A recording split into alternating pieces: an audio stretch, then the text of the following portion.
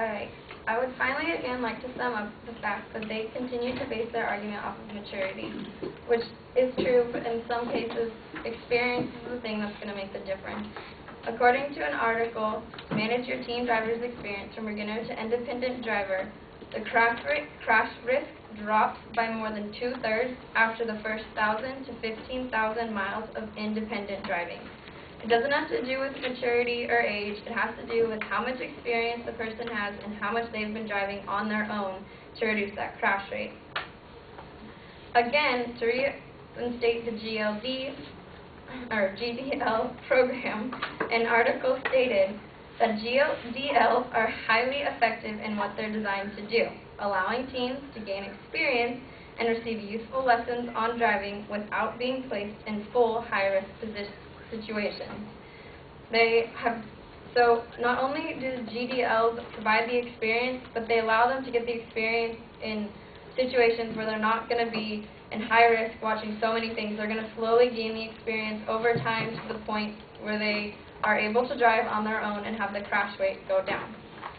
This has also been shown effective in, again, an article, the same one, Manage Your Teen Driver's Experience from Beginner to Independent Driver, and it states that states with the most effective GDL laws have seen reductions in teen crashes up to 25 to 30%.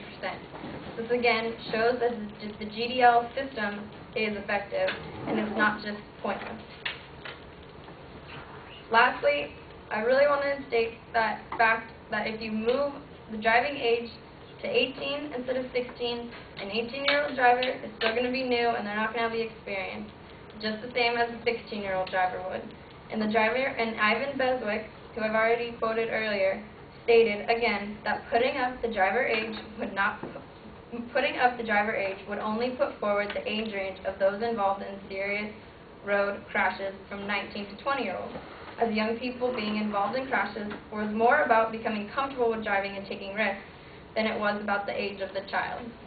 It's all about the experience and how comfortable the student is, or the driver, with being on the road and experiencing all aspects of driving and being aware of what's going on. Not necessarily the age at which they start driving, but how much experience they have.